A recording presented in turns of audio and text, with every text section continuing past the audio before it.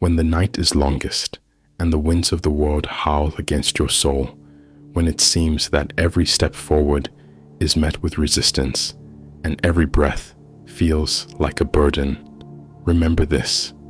The ancients knew that the true light is not found outside, but within. It is not borrowed. It is born from your spirit. You are not the shadows that chase you. You are the flame that endures them. You are not the storm that strikes you. You are the shelter that survives it. You are not the sorrow that lingers. You are the stillness that outlasts it. Plato wrote that the soul is like a charioteer guiding two horses, one noble and one wild, and in you is the power to steer them both, not with force, but with wisdom, not with fear, but with clarity. Do not look to the world to confirm your light. The world changes, the world forgets, the world praises and then condemns, but your light remains untouched by their judgments, unshaken by their voices. The sages of Greece knew that true strength is not in dominance, but in discipline, not in vengeance, but in virtue, not in controlling others, but in mastering the self. And mastery begins when you stop chasing validation and begin kindling the flame within, when you sit in the silence and find peace, when you stand in pain and still give love, when you walk alone and still feel whole.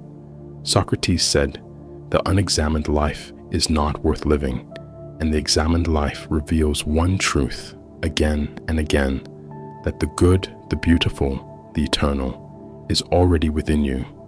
The world will tempt you to forget it. It will tempt you to trade your peace for approval, your soul for security, your truth for popularity. But you must not yield, for what you hold inside is more sacred than gold and more powerful than kings. Aristotle taught that happiness, eudaimonia, is found in living according to your highest nature, not in fleeting pleasures, but in virtuous action, not in comfort, but in calling. So when the darkness presses in, do not curse. It light your inner torch. When the chaos surrounds you, do not hide from it. Become still like the eye of the storm. And when the path is unclear, do not wait for a sign. Become the sign. Become the way. Every trial, every sorrow, every tear is an invitation to turn inward, to discover what cannot be broken, what cannot be taken, what cannot be dimmed. Heraclitus said, "The soul is dyed the color of its thoughts. So guard your thoughts, choose those that lift you, those that purify you, those that ignite your purpose.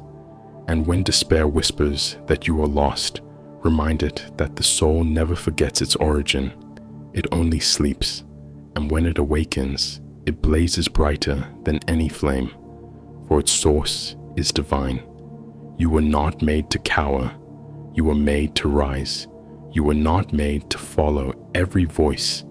You were made to hear your own and obey the wisdom." Within Epictetus said, "No man is free who is not master of himself, and to be master of the self is to be free from the grip of outer darkness by becoming light.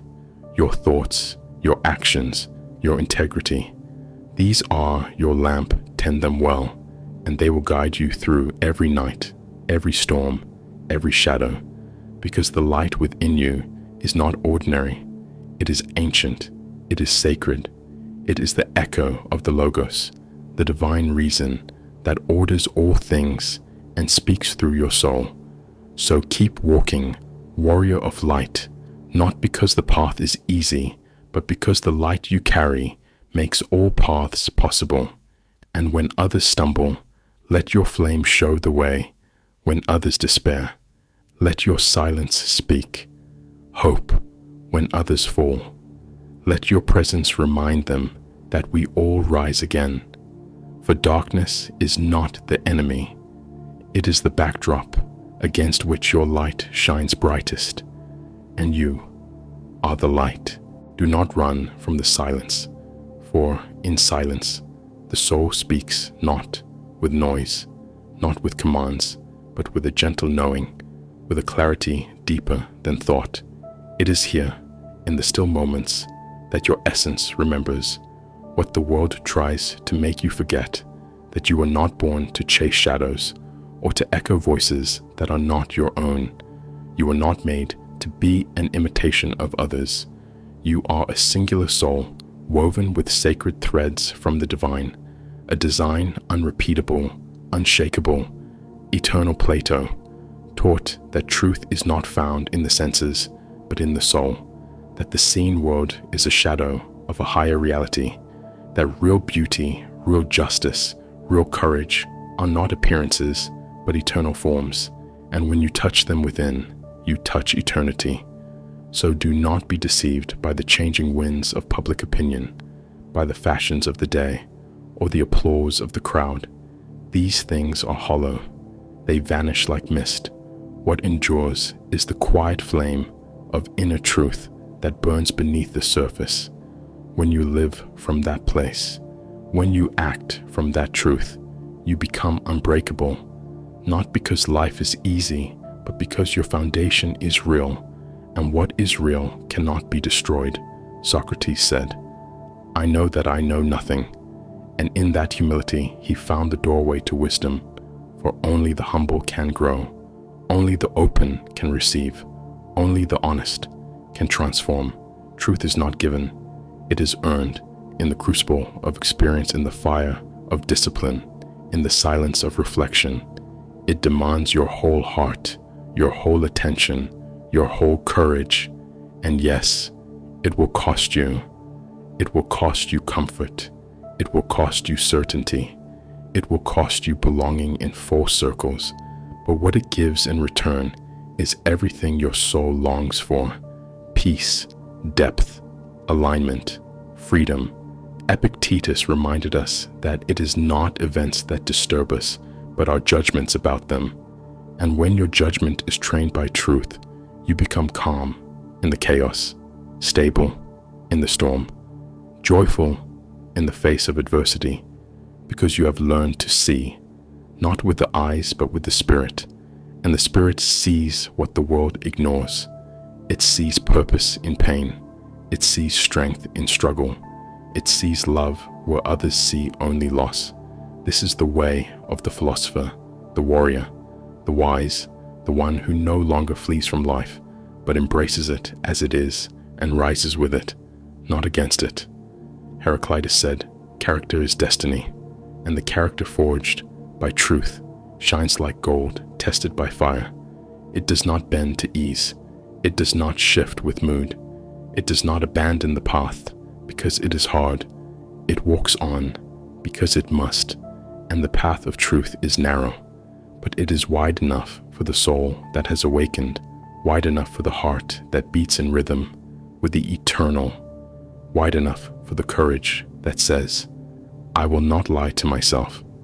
Aristotle spoke of the golden mean of living in balance, with courage, not rashness, with patience, not passivity, with purpose, not pride. This is not weakness. It is harmony. It is the music of a well-lived life. So let truth be your compass, not convenience. Let virtue be your anchor, not comfort.